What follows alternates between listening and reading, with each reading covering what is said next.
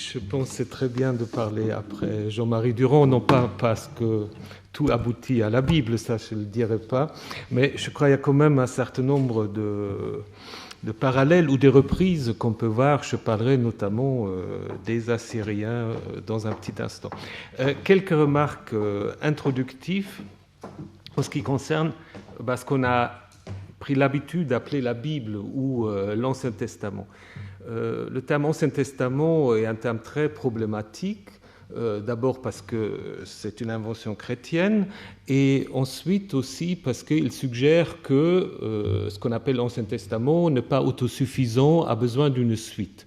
Alors ce n'est pas du tout dans ce sens-là que la Bible hébraïque s'est construite, bien au contraire, ça s'est construit en effet comme une unité, mais une unité dans la diversité justement, parce que, première remarque qu'on peut faire, il n'y a pas de nom vraiment pour cette Bible. Nous avons pris l'habitude d'appeler ça la Bible, mais la tradition juive, en fait, n'a jamais su comment l'appeler. Donc on a inventé un acrostiche, Tanakh ou Tenakh, en mettant simplement à côté les trois parties qui forment cette Bible, Torah, Nevi'im et Ketuvim, donc loi, prophète et écrit.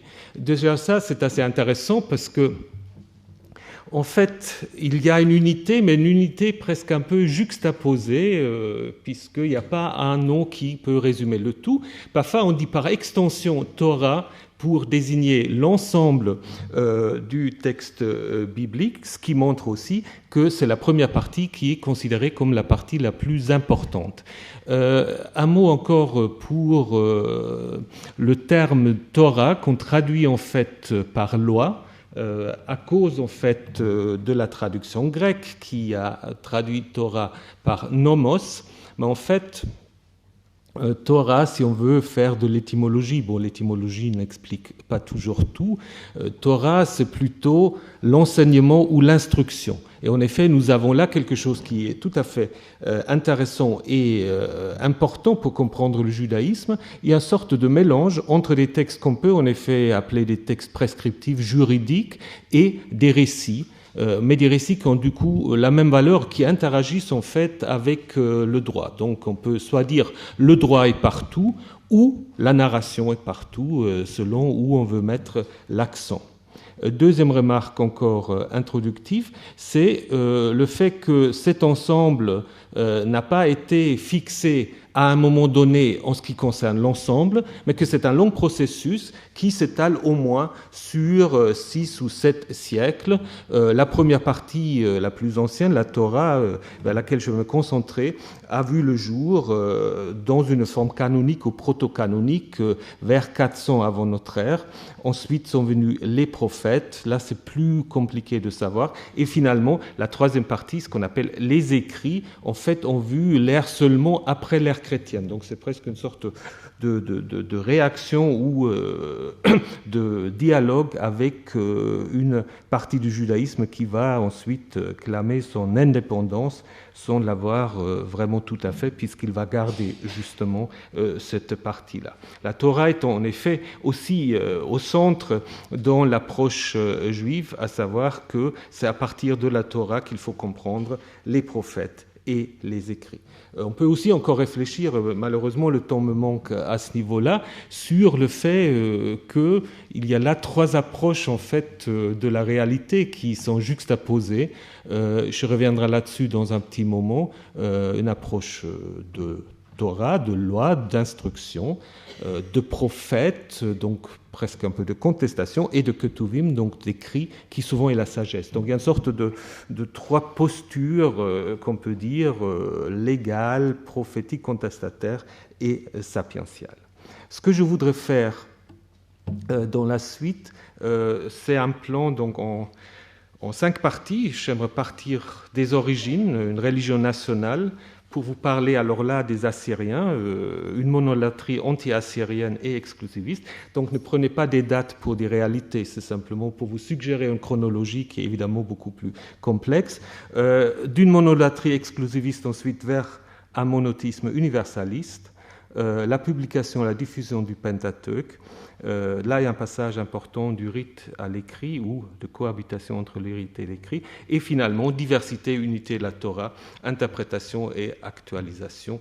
Donc, en effet, moins de millénaires à couvrir que Jean-Marie Durand, mais si on prend le 5e point, ça peut aller jusqu'à aujourd'hui. Donc, on a quand même aussi 3000 ans d'histoire. Voilà. Alors, quelques remarques sur les origines. La première mention que nous avons du nom d'Israël se trouve dans une stèle égyptienne,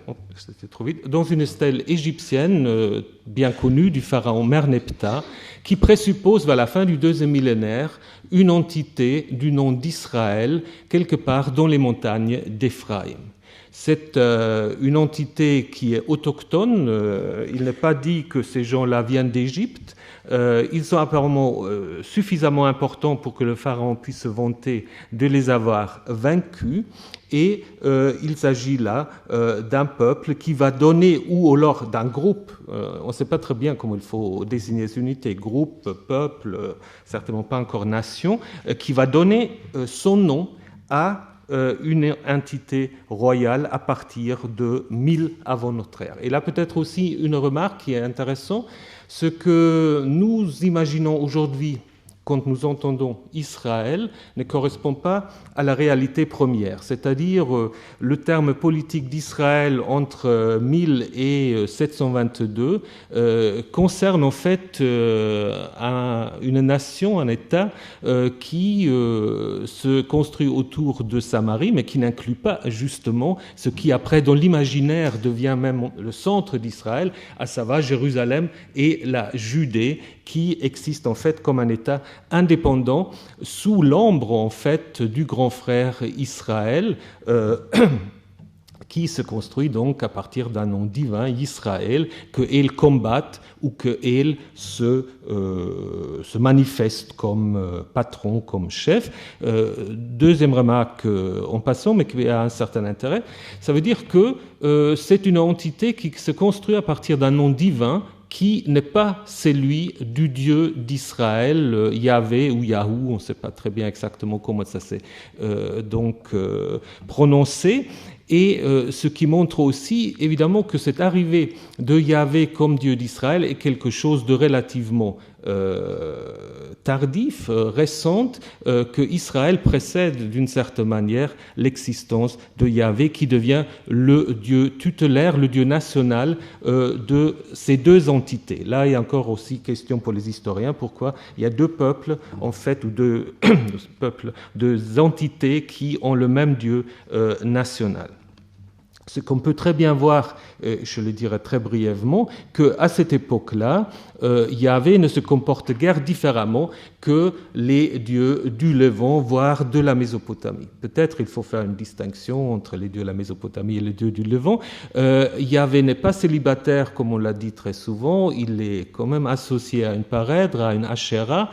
Il est aussi considéré dans certains textes comme étant le fils de El, donc il s'inscrit en fait dans une généalogie des dieux, et il est considéré en effet comme le dieu tutélaire qui est en effet le dieu qui donne la victoire et la fertilité, et qui est représenté par le roi, comme le montre un certain nombre de psaumes où le roi est appelé fils de Dieu ou image de Dieu, comme c'est aussi le cas dans des textes égyptiens et aussi certains textes mésopotamiens. Ça, c'est la version tout à fait traditionnelle du lien entre religion, État, royauté, qui va perdurer jusqu'à 722. 722, je dirais, il y a en effet un premier événement qui va changer, qui va préparer un événement monolatrique, qui est en effet la chute de Samarie, c'est-à-dire l'intégration dont a parlé tout à l'heure Jean-Marie Durand, l'intégration en fait de Israël dans l'empire assyrien. Et du coup, ce que nous montre l'archéologie, c'est que c'est seulement à ce moment-là que Juda et Jérusalem gagnent en importance. Avant, Jérusalem est un lieu assez insignifiant, et on peut se poser la question si c'est à ce moment-là que le nom d'Israël, le terme d'Israël, est revendiqué d'une certaine manière par le royaume de Juda, qui peut-être considère maintenant, après la disparition du grand frère dans le nord, que c'est eux le vrai Israël. Donc on aura peut-être quelque chose de comparable à ce qui se passe au niveau des empereurs germaniques qui clament de continuer le Saint-Empire romain, donc se voyant héritier en fait d'un passé mystifié et mythologisé, ce qui peut être aussi le cas à ce moment-là. Mais c'est certainement aussi un moment de déplacement de population. C'est qu'on peut voir que Jérusalem devient une ville importante et que nous avons certainement, à la suite de la destruction de Samarie, l'arrivée d'un nombre important de réfugiés dans le petit royaume de Juda. Donc Jérusalem triple sa population, on parle des nouveaux quartiers qui sont construits, confirmés d'ailleurs par l'archéologie, et sans doute aussi l'arrivée des textes, des traditions du nord dans ce royaume de Juda qui peut-être maintenant revendique être Israël.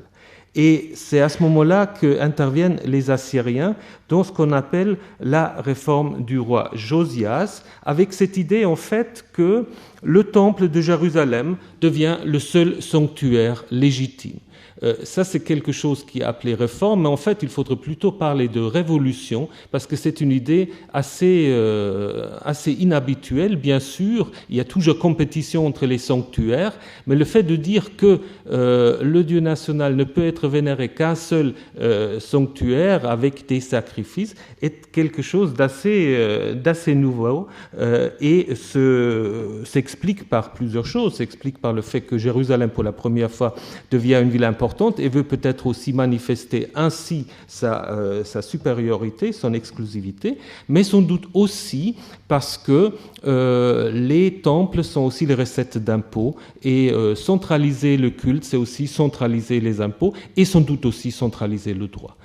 Parce que c'est dans ce contexte-là que va apparaître pour la première fois un texte de prescription, le Deutéronome, la première version du Deutéronome, je reviendrai, mais c'est aussi dans ce contexte-là que va se mettre en place l'histoire de Moïse, premier médiateur, qui est construit en effet comme une figure royale, mais qui peut-être du coup aussi sert déjà d'une certaine manière à remplacer le roi. Donc là, je vais aller très très vite. Vous connaissez tous l'histoire de la naissance de Moïse, avec en effet une histoire assez curieuse. Le père de Moïse, inconnu au bataillon, la mère toute seule va l'exposer sur le Nil pour qu'il puisse être ensuite adopté par la fille du Pharaon. Et évidemment, le parallèle le plus intéressant, le plus proche, c'est l'histoire de la naissance de Sargon, qui se réfère au grand roi Sargon, quelque part au 3e millénaire. Je ne sais pas quelles dates sont proposées actuellement pour ce roi, peu nous importe. Les textes qui racontent sa naissance, qui est tout à fait parallèle, aussi donc fils d'une femme, prêtresse ou prostituée, également exposé et recueilli, non pas là, par la princesse, mais par Aki et ensuite la déesse Ishtar. Ces textes-là datent justement du 8e, 7e siècle. Et on peut en effet voir que Moïse est construit ici comme le fondateur des Assyriens. Et c'est ce que je dis souvent, je le répète, sans les Assyriens, il n'y aura jamais eu de Bible. Parce que les premiers écrits bibliques, c'est des réactions à la propagande assyrienne. On peut appeler ça une contre-histoire, on peut appeler ça la subversion, on peut appeler ça la copie. Il y a toutes sortes de postures qu'on peut avoir, mais sans les néo-assyriens, qui ne sont pas toujours en odeur de sainteté, on n'aura pas des textes bibliques. C'est vrai pour l'histoire de Moïse, bien qu'il y ait une tradition certainement antérieure qui est reformulée, mais la présentation de Moïse se fait sur le modèle assyrien, et c'est également le cas pour la première édition du Deutéronome dont je vous ai déjà parlé et qui en fait reflète tout à fait l'idéologie de l'exclusivisme assyrien en ce qui concerne le grand roi assyrien. Donc un certain nombre de spécialistes suggèrent en fait que la première version du Deutéronome est la copie tout à fait précise d'un texte, d'un traité assyrien, celui de 672. Je ne sais pas si on peut aller jusqu'à là, mais si vous comparez ces deux extraits, on pourrait y ajouter les malédictions, les bénédictions. Vous êtes tout à fait dans la même idée, c'est-à-dire qu'il y a un suzerain auquel on doit loyauté absolue, qui doit se perpétuer dans les générations à suivre et qu'il ne faut surtout pas chercher d'autres seigneurs. Évidemment, là, c'est Assurbanipal, c'est-à-dire le prince héritier. Dans le Deutéronome, on a remplacé le roi assyrien, non pas par le roi judéen, et c'est peut-être là déjà un changement intéressant, mais par Yahvé, le Dieu d'Israël. Donc il y a d'une certaine manière peut-être une sorte déjà d'affaiblissement du pouvoir royal. C'est Yahvé qui est le Dieu exclusif à vénérer et qui prend la place du grand roi assyrien. C'est également le cas pour ce qui était déjà évoqué par Jean-Marie Durand, par cette propagande assyrienne en ce qui concerne en effet les conquêtes. Je ne suis pas sûr que le harem dont a parlé Jean-Marie, ça s'est vraiment pratiqué. C'est économiquement pas très plausible. Je ne pense pas qu'on a exterminé des populations entières. On a peut-être sacrifié un pauvre esclave ou un âne ou un bœuf et puis on a considéré que ça fasse le pars pro toto. On le voit d'ailleurs très bien dans la stèle de Mécha, parce que dans la stèle de Mécha, il y a d'abord le fait que tout le monde a été passé par l'interdit et après on voit comme on a utilisé les prisonniers de guerre pour toutes sortes de travaux utiles pour le roi de Moab. Donc j'imagine c'est un peu la même chose. Seulement ce que je voulais dire, l'idée même d'une conquête est une pure invention. Historiquement, Israël ne s'est jamais installé suite à une conquête, à une sorte de blitzkrieg de quelques semaines. C'est un processus beaucoup plus complexe et surtout autochtone qui n'a pas du tout le profil de ce qui est raconté dans le livre de Josué. Le livre de Josué ne s'explique en effet, comme l'avait dit aussi Jean-Marie, comme une réaction à un certain nombre des textes assyriens. Je vous avais ici un exemple parmi tant d'autres. La lettre au Dieu du roi Sargon II raconte en fait sa victoire de manière tout à fait comparable, ce qui est dit dans le livre de Josué, à savoir que la divinité jette du ciel des super grêlons pour anéantir l'ennemi.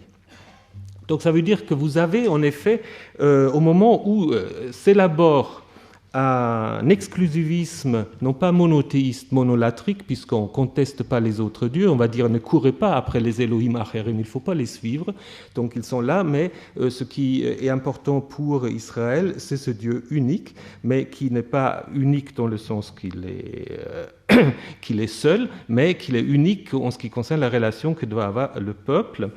Cette construction-là est une construction qui, tout d'un coup, devient une construction exodique avec l'idée qu'on vient d'ailleurs, donc c'est une idéologie de colonisateur, on vient d'ailleurs et on est amené par la divinité dans un pays qu'il faut conquérir. Ce n'est pas du tout le cas d'une autre tradition qui est celle des patriarches, où on peut montrer, ça il faut que vous me le croyiez maintenant, puisque je ne peux pas vous le démontrer maintenant, que les premières histoires d'Abraham, ce n'est pas l'ancêtre qui vient de Babylone, ça c'est quelque chose qui viendra beaucoup plus tard. L'Abraham primitif est un Abraham autochtone. Il est d'ailleurs parfois comparé à une sorte de pierre qui a toujours été dans ce pays.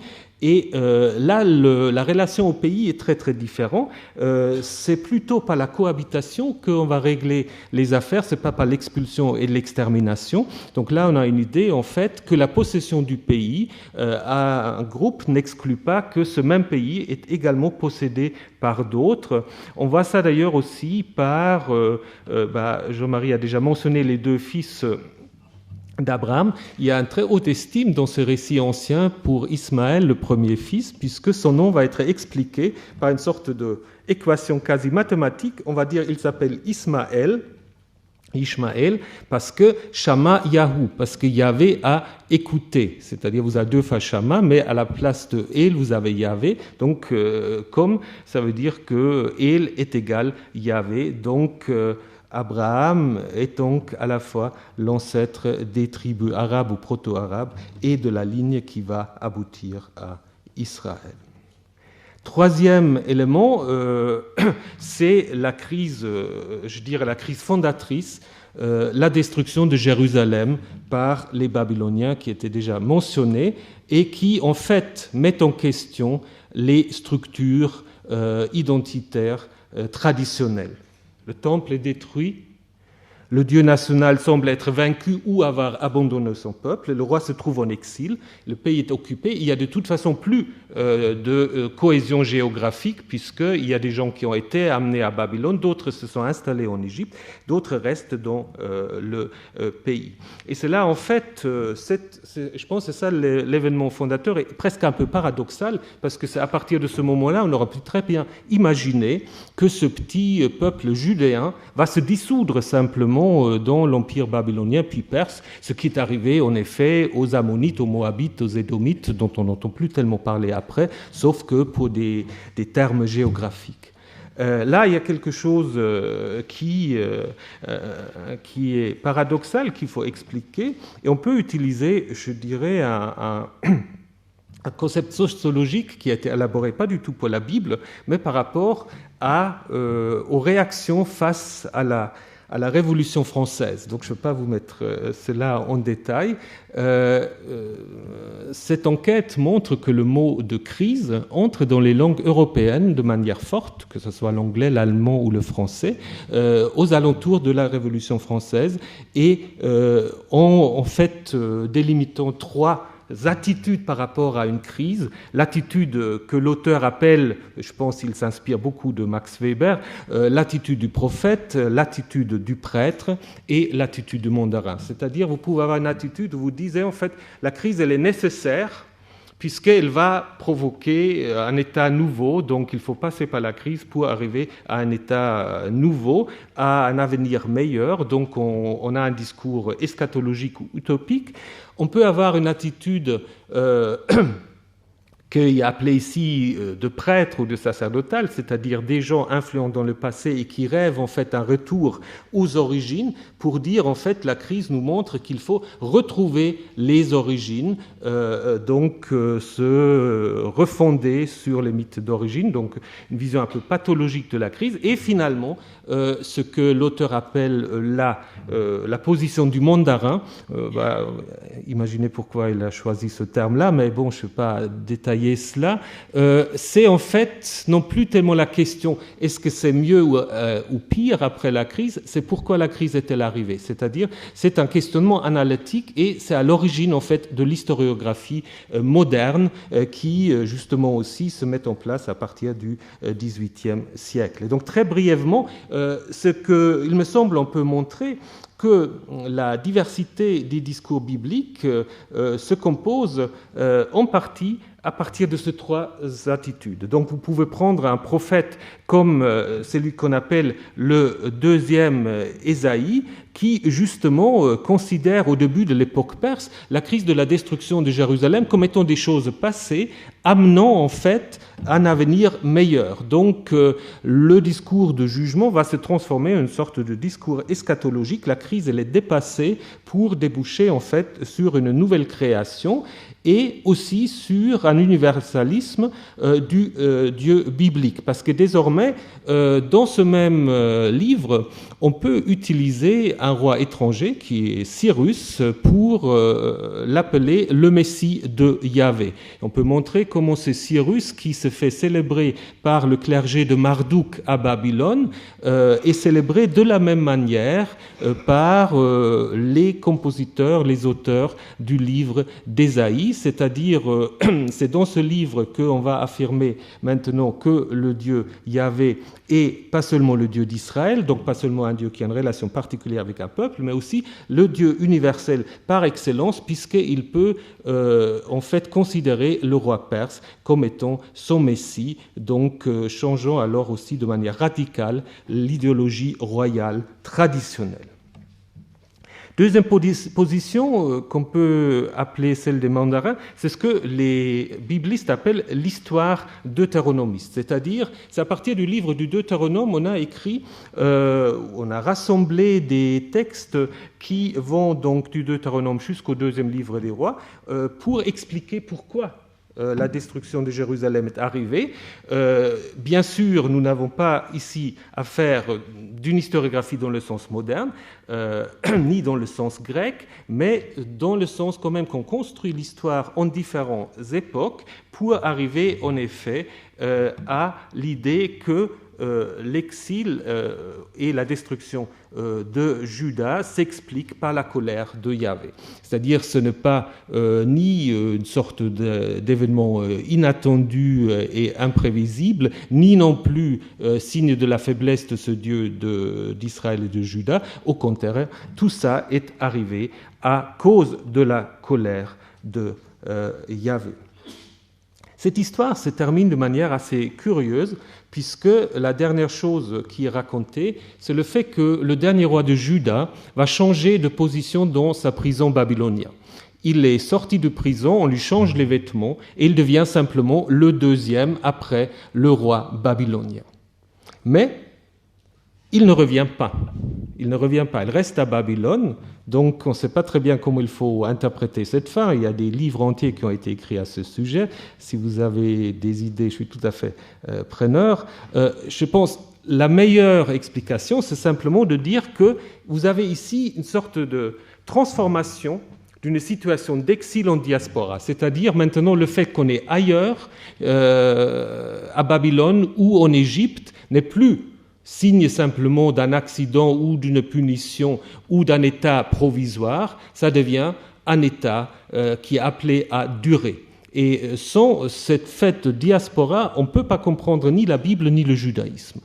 La Bible, c'est aussi une littérature de diaspora. Et donc, du coup, aussi, la question, c'est celle de la validité des textes. Où est-ce que ces textes, en fait, sont appelés à être mis en pratique? Est-ce que c'est seulement dans le pays ou est-ce que c'est partout où il y a des Judéens qui, petit à petit, vont être appelés juifs? Donc, vous avez cette... Et puis, évidemment, ça va de pair avec la construction des synagogues. Ça va de pair avec la construction des synagogues. On ne sait pas au niveau archéologique quand est-ce qu'on a les premières synagogues, mais c'est certainement à partir du 5e, 4e siècle que, à côté du temple, on a maintenant des maisons, simplement, où on ne fait pas de rites ni des sacrifices, mais où on lit des textes, et je reviendrai là-dessus. À côté de ce modèle exilique diasporique, vous avez un tout autre modèle qui va se construire autour des récits patriarcaux.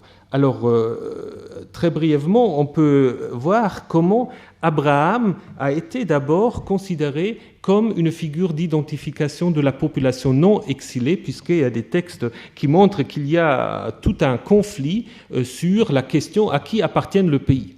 Au moment où les exilés avaient au moins la possibilité de revenir, il y a un grand conflit territorial. C'est exactement ce qui s'est passé, ça me touche assez de près, ce qui s'est passé après la chute de Mur, où tout d'un coup, il y a des Allemands de l'Ouest qui sont arrivés à l'Est en disant avant qu'on est parti, c'était à nous, et puis on va revendiquer, on va récupérer les maisons qui, pendant 40-50 ans, ont été exploitées, possédées par d'autres personnes, ce qui d'ailleurs a posé une question juridique assez complexe et compliquée. Et je pense que c'est un peu de cette manière-là aussi qu'il faut imaginer cette crise en 500 à peu près, avant notre ère. Ce qui est intéressant avec la construction de l'histoire d'Abraham, c'est une autre identité qui est mise en avant, c'est une identité généalogique. Alors que dans l'histoire de Moïse, les généalogies ne jouent aucun rôle. Moïse n'a pas de successeur au niveau familial généalogique. Ses fils disparaissent dans la nature, on ne sait pas très bien à quoi ils servent d'ailleurs. Son successeur est quelqu'un qui n'est pas de sa famille. Il est médiateur, il n'est pas ancêtre. Alors qu'Abraham est un ancêtre et la Genèse construit son histoire en montrant en fait que quasiment tous les peuples qui cohabitent dans le Levant sont de la famille d'Abraham. à part les Philistins qui sont les non-circoncis et qui après peut-être sont identifiés plus tard aux Grecs, mais avec lesquels on peut aussi cohabiter puisque Abraham séjourne chez le roi Abimelech appelé Philistin. Finalement, la dernière vision identitaire, c'est celui que j'ai appelé le milieu des prêtres ou le milieu sacerdotal, qui en effet fait peut-être pour la première fois le lien entre l'idéologie mosaïque, exodique et celui des patriarches. Parce que lorsque Yahvé se présente à Moïse dans le livre de l'Exode, il se présente en effet pour la première fois comme étant Yahvé, tout en disant à Abraham, je ne me suis pas présenté comme Yahvé, mais comme El Shaddai, suggérant ainsi une sorte de succession de la révélation des aspects du divin. Et on peut en effet montrer qu'il y a l'idée de 3 étapes de la révélation. Et ça, je pense, c'est important. C'est une sorte de tentative de penser ensemble le particulier et l'universel, puisque on va dire que à l'humanité entière, Dieu, lorsqu'il a créé le monde, s'est en effet révélé sous le nom de Elohim, qui est à la fois un singulier et un pluriel, ce qui complexifie encore les choses. Ensuite, pour toute la descendance d'Abraham, c'est El Shaddai, c'est une divinité du type El, et nous avons des textes justement qui montrent que les Shaddaïns sont aussi vénérés par ces tribus proto-arabes. Et finalement, le privilège de Moïse et d'Israël, c'est de connaître le vrai nom de Yahvé. Mais en même temps, ça signifie aussi que tous les autres peuples, qu'il parle de Elohim, de El Shaddai, ou encore peut-être de Assur, à cette époque, Assur, je crois, il a déjà un peu disparu de la scène. Toutes ces divinités-là, finalement, sont considérées comme des manifestations de Yahvé. Seulement que les autres peuples ne le savent pas. Donc là, vous avez une sorte de concept de monothéisme inclusif qui, en effet, essaie de penser ensemble l'unité et la particularité ou la diversité. En même temps, ces auteurs construisent aussi une histoire qui va de la Genèse jusqu'à l'Exode, ou jusqu'au Lévitique peut-être même, et qui, en effet, est une histoire qui intègre tout ce qui devient en fait important pour le judaïsme naissant. Le sabbat, il est donné dès la création, découvert par Israël dans le désert. Dès le déluge, on a l'interdit du sang qui va être précisé plus tard dans toutes sortes de prescriptions alimentaires.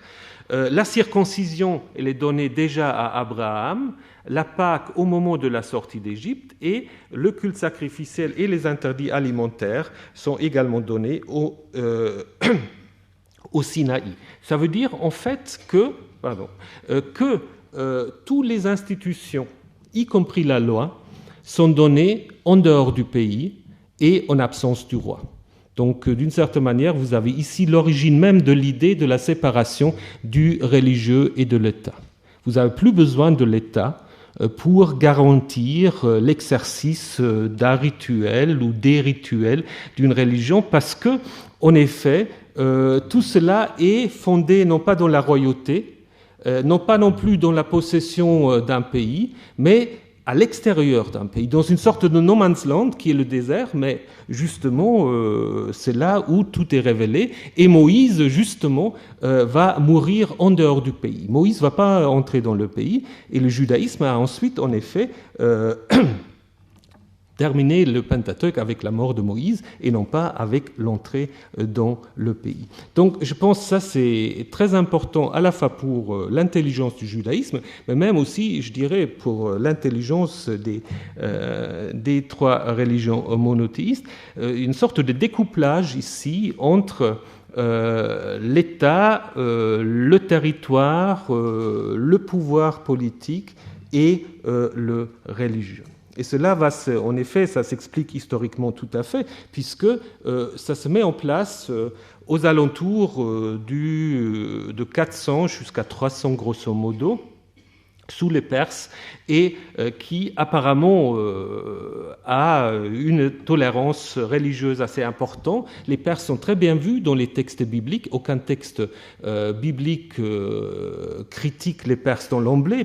Parfois, il y a des problèmes, mais c'est parce que le roi est mal conseillé ou parce qu'il y a des méchants à l'intérieur de la cour. Mais les Perses, en général, contrairement aux Babyloniens, aux Assyriens ou aux Égyptiens, ce n'est pas des méchants. Au contraire, c'est des bons et qui, en effet, encourage même, selon le récit biblique, la publication d'une loi, puisqu'on constate que, selon le récit biblique, vous avez deux protagonistes, Néhémie et surtout Esdras, qui symbolisent la publication du Pentateuque, qui nous viennent en effet de la Mésopotamie, envoyés par le roi perse pour appliquer ou pour faire connaître la loi du roi des cieux. Et le terme de roi des cieux est intéressant aussi, puisque évidemment pour les Judéens, le roi des cieux, qui c'est personne d'autre que Yahvé.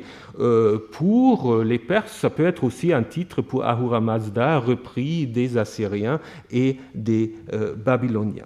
Donc ce Pentateuque va être en effet une sorte de mise en commun entre ces textes de Deutéronome et de la tradition deutéronomiste, de la tradition des prêtres, mais tout en y intégrant aussi une perspective de diaspora très forte, notamment c'est le cas dans l'histoire de Joseph, qui fait entendre aussi la voix de la diaspora égyptienne. Parce que vous avez à côté de la diaspora babylonienne qui est dominante d'une certaine manière et qui est restée au moins jusqu'à l'arrivée de l'islam, puisque le Talmud le plus important, ce n'est pas le Talmud de Jérusalem, mais le Talmud de Babylone. À côté de cela, vous avez une diaspora, j'ose dire, plus libérale, qui se donne un récit fondateur dans l'histoire de Joseph. Je ne vais pas maintenant vous raconter l'histoire de Joseph, simplement pour vous rappeler que l'image de l'Égypte est tout à fait différente dans l'histoire de Joseph que dans l'histoire de l'Exode. Le pharaon est tout à fait accueillant, il peut discuter théologie avec Joseph, on parle de Elohim. Joseph lui-même devient gendre d'un grand prêtre égyptien, et selon l'histoire de Joseph, deux des tribus d'Israël, Éphraïm et Manassé, sont en fait à moitié égyptiens. Ce qui est une horreur pour d'autres sensibilités, parce que dans les généalogies qu'on va trouver après dans les livres des chroniques, on va bien sûr éliminer toute allusion à cette idée. Je ne vous parle pas maintenant de l'étendue du Pentateuque, parce qu'on a pu imaginer à un moment donné aussi que ce premier ensemble ne se termine pas avec la mort de Moïse, mais avec la conquête du pays, ce qui aurait fait en effet une identité tout à fait différente, à savoir une identité concentrée ou centrée sur le pays, et ce qui, à mon avis, aurait été rendu impossible même l'existence du judaïsme, alors que la Torah est centrée sur Moïse et sur la Torah, la loi, dont Moïse est le médiateur. Donc, on peut en effet dire que le Pentateuque est une unité dans la diversité, c'est-à-dire, pour reprendre une citation peut-être un peu trop souvent dite maintenant de Heinrich Heine, une patrie portative, à savoir que vous avez maintenant en fait un espace qui n'est plus lié à un pays, à une institution que vous pouvez amener à Babylone, en Égypte, en Samarie, à Jérusalem et ailleurs. Et pour vous donner quelques exemples très brièvement, pour ne pas trop dépasser le temps qui m'est imparti, quelques exemples de cette diversité, unité de la Torah. Premier exemple qui est très important et qui pose encore beaucoup de questions, la question est loin d'être résolue, c'est le fait que le Pentateuque, la Torah, est devenu le document fondateur pas seulement des Judéens, mais aussi des Samaritains, jusqu'à aujourd'hui d'ailleurs, qui se sont en fait, ou qui se considèrent toujours comme étant en fait les vrais Juifs, parce qu'ils ont gardé que la Torah. Et comment ça peut se faire avec l'idée qu'il n'y a en effet qu'un lieu de culte légitime, ce qui est l'idée centrale du Pentateuque. En Deutéronome 12, il est dit, en effet, Yahvé va se choisir un lieu pour faire habiter son nom. Alors quel est ce lieu ? Évidemment, si vous êtes à Jérusalem, c'est clair, c'est Jérusalem. Mais pour les Samaritains, ça a toujours été le mont Garizim. Et on constate en effet que dans toute la Torah, le mot Jérusalem n'existe pas, n'est jamais mentionné. Bon, peut-être ça a été supprimé. Il y a une allusion à Jérusalem au début de l'histoire d'Abraham, quand il rencontre un roi à Chalem, c'est sans doute une allusion à Jérusalem, mais le mot n'est pas mentionné. Alors que vers la fin du Deutéronome, le Garizim est, disons, mentionné, ou disons, peut-être mentionné par allusion parce qu'il est question de Sichem, mais qui est sans doute une concession aux Samaritains. Et également, je vous ai dit qu'il y a cette loi qui dit qu'il y a un seul lieu que Yahvé va choisir pour y faire habiter son nom, ça c'est Deutéronome 12, et qui en fait a aussi une conséquence assez intéressante, à savoir s'il y a un seul lieu qui est choisi pour qu'on puisse y pratiquer le sacrifice, Deutéronome 12 va permettre ce qu'on appelle parfois l'abattage profane d'animaux, c'est-à-dire en dehors d'un sanctuaire. Alors vous avez deux autres textes qui disent autre chose. Vous avez Exode 20 qui introduit la première collection de lois, ce qu'on appelle le Code d'Alliance, Exode 20 à 22, où il est question de n'importe quel lieu que Yahvé va choisir pour faire habiter son sanctuaire. Donc ça peut être n'importe quel lieu, ce n'est pas un seul. En Deutéronome 12, c'est un seul, avec la possibilité quand même qu'on peut abattre des animaux par ailleurs. Et finalement, le dernier, Lévitique 17, il va dire, bon d'accord, il y a un seul lieu, mais c'est aussi dans ce lieu seul qu'il faut abattre les animaux et on ne peut pas les abattre par ailleurs. C'est-à-dire, vous avez en fait trois positions tout à fait différentes par rapport à la fois l'idée de la centralité du sanctuaire et de l'abattage des animaux. Et vous pourrez ajouter à cet exemple, je ne vais pas le faire maintenant, toute une série d'histoires qu'on raconte 2 ou 3 fois et on voit toujours comment une histoire va répondre à une autre sans éliminer la première. L'histoire la plus connue, c'est celle où Abraham fait passer sa femme pour sa sœur, pour s'enrichir ensuite chez Pharaon. C'est une histoire où Abraham a, disons, un comportement pas très, disons, éthiquement un peu douteuse, même s'il y a peut-être des femmes qui peuvent être des sœurs, mais ce n'est pas le problème. Mais après, on va raconter l'histoire en disant Abraham n'a pas tout à fait menti parce que Sarah était quand même sa demi-sœur. Mais ça va poser un autre problème parce qu'en Lévitique 18, il est interdit d'épouser sa demi-sœur. Mais tout cela est dans le même ensemble. Et en fait, je pense ce qui montre le mieux cette identité multiple, je vais m'arrêter avec cela, c'est le texte qui se trouve au centre de la Torah. Parce que les rabbins ont calculé où se trouve le centre de la Torah. Ils ont trouvé le centre de la Torah, alors ça, vous le prenez avec, disons, toutes les précautions que vous voulez, mais c'est Lévitique 10-16. Et on trouve en Lévitique 10-16 2 fois le même verbe, qui est le verbe d'arash. D'arash qui veut dire chercher. Chercher. Chercher quoi ? Chercher le sens, chercher à comprendre, chercher Yahvé, ça peut être beaucoup de choses. Et l'histoire qui est associée, c'est une histoire où Moïse va critiquer Aaron. Aaron vient d'avoir une expérience assez douloureuse parce que ses 2 fils ont présenté un sacrifice illégitime et qu'ils étaient punis par le feu de Yahvé qui les a tués. Donc Aaron vient juste d'enterrer ses fils et Moïse lui dit mais il faut que tu manges d'à part du sacrifice que selon le texte de Lévitique 6 te revient et il ne faut pas t'en abstenir parce que la loi dit le prêtre lorsque tel type de sacrifice est présenté doit récupérer sa part. Ça c'est la loi. Et Aaron répond mais comment peux-je maintenant m'empiffrer de viande alors que mon fils vient de mourir? Donc, texte ou cas qui apparemment n'était pas prévu par leur cas. Si aujourd'hui, après ce qui m'est arrivé, j'avais mangé le sacrifice pour le péché, cela aurait-il plu à Yahvé? Selon la loi, oui. Mais ensuite, vous avez simplement que Moïse écoute Shama et cela lui plut. Donc cela fut agréé. C'est-à-dire, il y a une sorte de réflexion sur le fait que la loi elle-même doit être transgressée ou réinterprétée. Et cela, en fait, arrive à beaucoup d'autres endroits de la Bible, mais je ne vais pas maintenant les aborder, en vous remerciant de votre attention.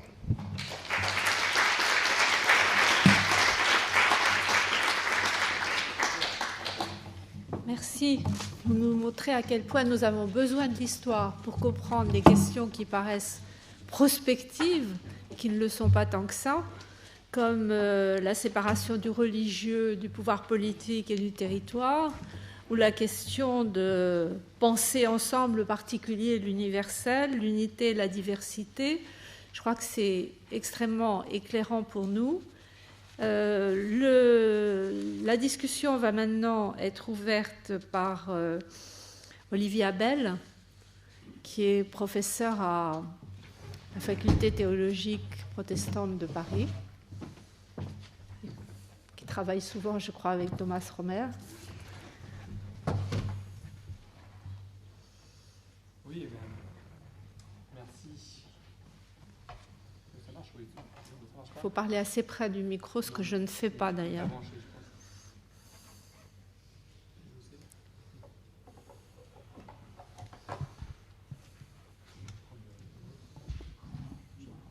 Marche pas? Je vous le rendrai.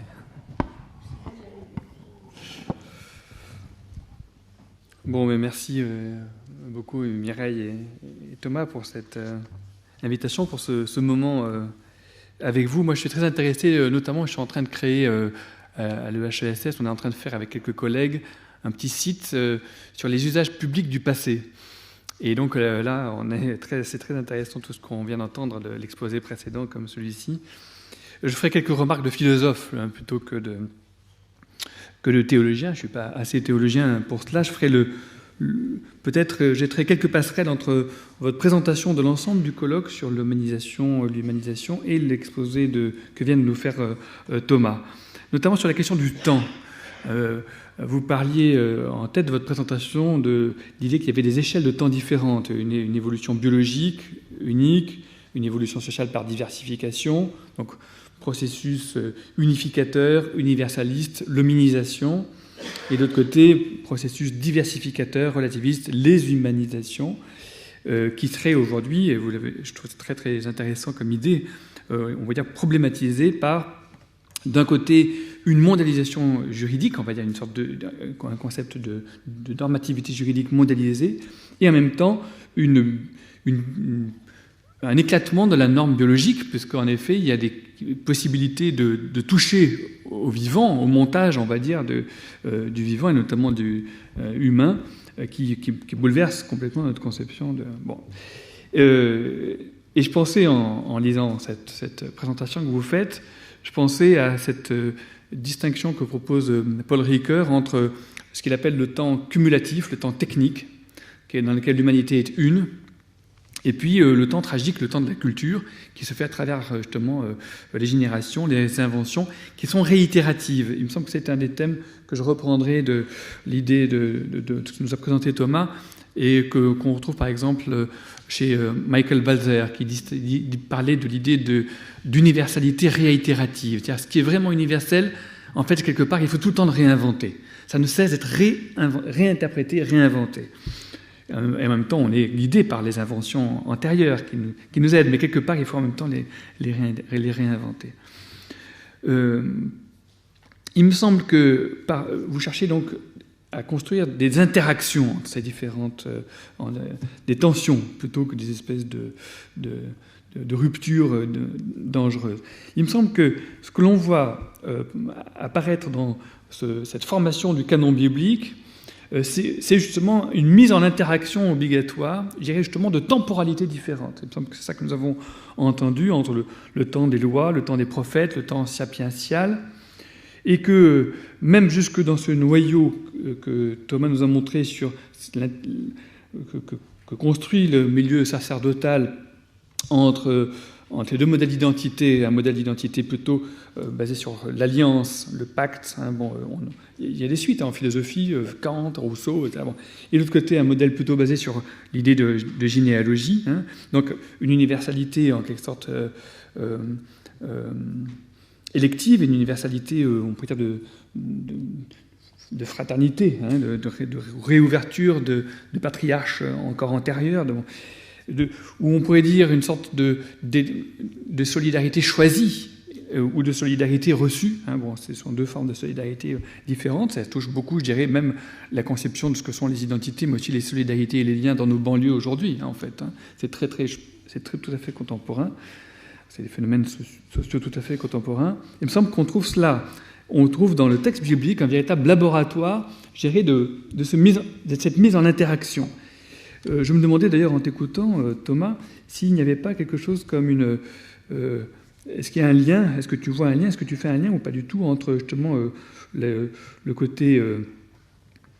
le sacerdotal qui invente cette espèce de montage institutionnel complexe entre généalogie et alliance, le pacte, bon, qui est intéressant d'ailleurs en lui-même, parce que le pacte, c'est le pacte qui suppose des symétrisations, des égaux, alors que la généalogie suppose qu'il y a des rapports entre des grands et des petits, et donc il y a une succession, enfin, il y a une protection des petits par les grands, donc ce sont deux orientations juridiques très anciennes, et qui seraient ainsi articulées aussi, d'une certaine manière.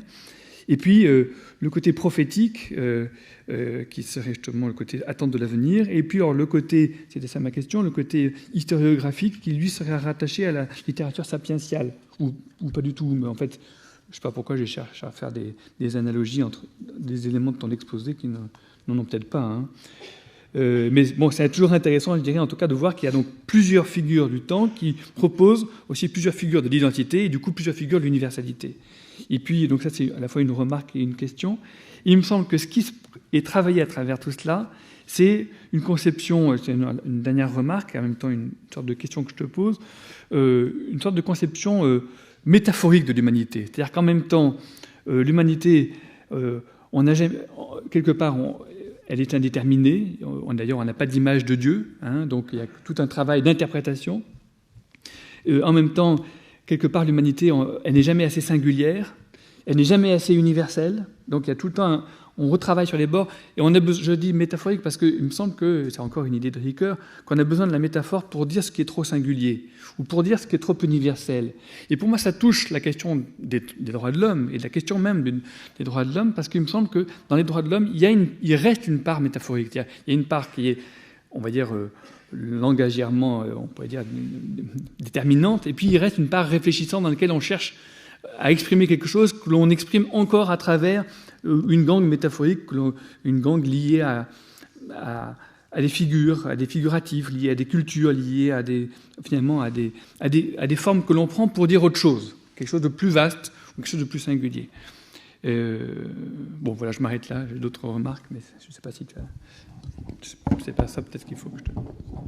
Ce fil... Je ne sais pas si tu vas y arriver. Pas tellement. Ouais, sans ça, je vais mettre là. Bah oui, mets-toi là. Ce n'est pas pour prendre une position d'autorité. De toute façon, je n'en ai pas. Par rapport à la question de lien entre différentes visions du temps, je pense que ce qui est assez intéressant aussi, c'est le fait qu'on a en fait arrêté en quelque part au niveau du corpus biblique l'histoire avec les Perses d'une certaine manière, parce que contrairement à l'Ancien Testament catholique où on va avoir l'histoire des Maccabées, on continue en fait avec les Grecs et les Romains. La Bible se termine avec les Perses. Donc, et puis avec un arrangement assez curieux, parce que le dernier livre du canon, toujours, il faudrait découvrir un peu le canon hébraïque, quand même, dans sa structure très très différente que de l'Ancien Testament. Le dernier mot, c'est que tout le monde monte vers Jérusalem. Donc il y a une sorte d'ouverture quasi eschatologique. Donc les histoires d'Esdras, Néhémie qui racontent comment ça s'est fait, on les raconte avant. Et après, on revient sur ce magnifique roi perse qui en fait, convoque tout le monde à Jérusalem, ce qui devient aussi un discours mythique ou métaphorique, comme on veut, mais qui montre d'une certaine manière que l'histoire, quelque part, elle a quand même un certain aboutissement qui est probablement quand même cette époque perse qui, pour les rédacteurs bibliques, est une sorte de période presque paradisiaque, le mot paradis vient du perse d'ailleurs, où en effet il y a cette possibilité d'avoir à la fois une possibilité d'être dans le pays, comme on a aussi la possibilité de vivre son identité de juif en Égypte ou en Mésopotamie. Et donc je pense qu'il y a, c'est vraiment une question qu'on peut se poser, mais il y a quand même cette idée que l'époque perse est une sorte d'aboutissement, tout en intégrant de nouveau les ouvertures. Parce qu'évidemment, Moïse, quand il meurt, il va le pays, il n'y entre pas, donc il y a aussi cette perspective-là. Dans la deuxième partie, il y a une autre perspective eschatologique qui est celui du retour de Élie et de Moïse. Donc il y a toujours, en fait, il n'y a jamais clôture d'une certaine manière, il y a toujours au niveau de la construction et ouverture.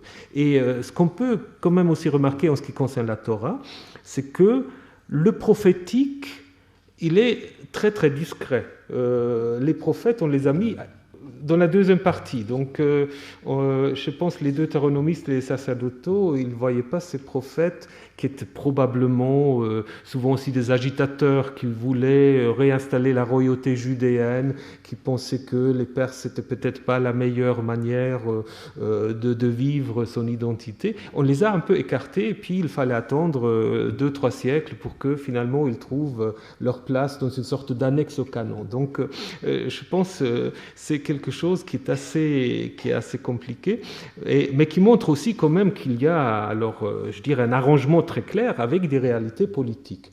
Ça, c'est important. Je pense le Pentateuque, c'est tout à fait l'idée qu'on peut très bien vivre sous les Perses. Il n'y en a pas besoin de revendiquer une autonomie politique ni territoriale. Donc voilà, c'est comme ça que je réponds.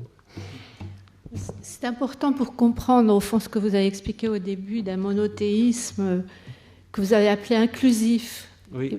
En fait, on peut dire pluraliste aussi en même temps. Oui. Et je crois que c'est très éclairant, y compris par rapport à la réflexion que nous avons dans le domaine juridique contemporain. Alors, je ne sais pas s'il y a une question. Sinon, je vous remercie encore l'un et l'autre, très chaleureusement.